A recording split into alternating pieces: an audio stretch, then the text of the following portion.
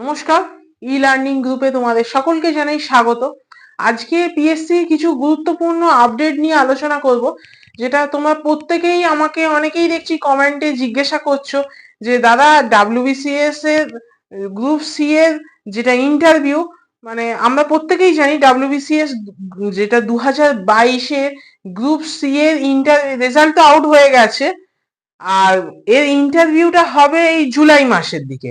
মানে বলতে গেলে কোথায় 2022-এ মানে ডাব্লিউবিসিএস এক্সাম হয়েছে, কোথায় তার গ্রুপ সি এর ইন্টারভিউ হবে 2025-এ এসে জুলাই মাসে।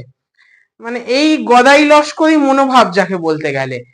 আর তোমার পিএসসি যে একটা এক্সাম মিসলেনিয়াস অত্যন্ত গুরুত্বপূর্ণ, এই এক্সামে ভ্যাকেন্সি কত আর এই এক্সামে রেজাল্ট কবে আসতে পারে, তা এই সূত্রে বলতে পারি আমরা পিএসসি একজন প্রাক্তন শ্রদ্ধেয় স্যারের কাছ থেকে একটা খবর পেয়েছি।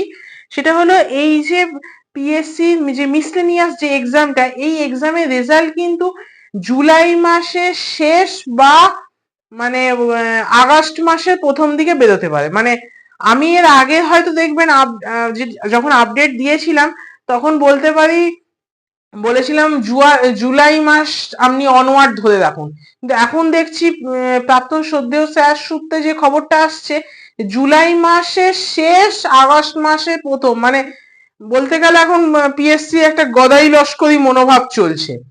আর একটা আমি জিনিস বলে দিচ্ছি, যেটা অনেকে আমাকে এটা অনেকবারই প্রশ্ন করেছো কমেন্ট সেকশনে, সেটা হলো পিএসসি এই যে মিসলেনিয়াস এই যে এক্সাম বা মিসলেনিয়াসের কত ভ্যাকেন্সি।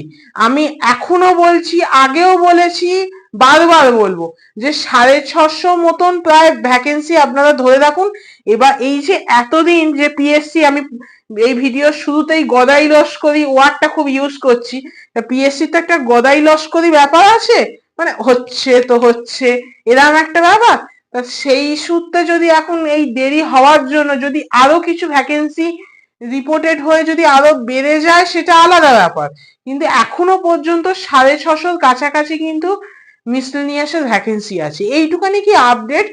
আর আরেকটা আপডেট দিয়ে রাখি, তোমরা জানো কিনা জানি না, যেটা এই তো পিএসসির গদাই লস্করি মনোভাব।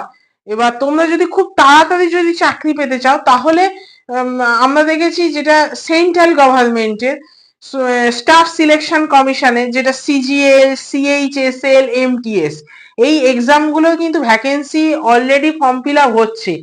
এখন তোমরা যদি আমাকে জিজ্ঞাসা করো, আমি কিন্তু আজকেরই বলতে গেলে ফর্ম ফিল আপ গুলো করেছি। কারণ প্রথম দিকে ইচ্ছা করে আমি প্রথম দিকে যাইনি, কারণ প্রথম দিকে কিন্তু গেলে একদম প্রথমে সার্ভারটা কিন্তু একটু প্রবলেম হয়, মানে অনেক সময় অনেক রকম প্রবলেম দেখেছি, যার জন্য আমি একদম প্রথমে যাইনি। আমি আজকের গেছি, আমার মোটামুটি বিকেল বেলার দিকেই দেখলাম ফর্মগুলো হয়ে গেল। আমি সিএইচএসএল, সিজিএল, এমটিএস এই ফর্মগুলো ফিল আপ করেছি। যদিও এখন বলতে আমার অবাক লাগছে যে মানে এগুলো হয়তো দুদিন পর পিএসসির যে চিন্তা ভাবনা, পিএসসির যে গদাই লস্করি ব্যাপারটা এদের মধ্যেও এখন আস্তে আস্তে ঢুকে যাচ্ছে। তার কারণটা আশা করি আপনারা প্রত্যেকেই জানেন, সেটা আমি আর এই ভিডিওতে বললাম না। তো যাই হোক, যতটা বলা যায় পিএসসি যতটা গদাই লস্করি মনোভাবে চলে, এসএসসি বা সেন্ট্রাল গভর্নমেন্টের যে চাকরিগুলো স্টাফ সিলেকশন কমিশনে, সিএইচএসএল বলুন, সিজিএল বলুন, এমটিএস বলুন, এগুলো অতটা গদাই লস্করি মনোভাবে চলে না। এইটুখানি কি আপডেট দেওয়ার ছিল। আবার যদি কোনো পিএসসি রিলেটেড বা পিআরবি রিলেটেড আর কোনো যদি মানে আপডেট পাই, সেটা আমি আমার এই ইউটিউব চ্যানেলের মাধ্যমে জানিয়ে দেবো। আজ এই পর্যন্তই।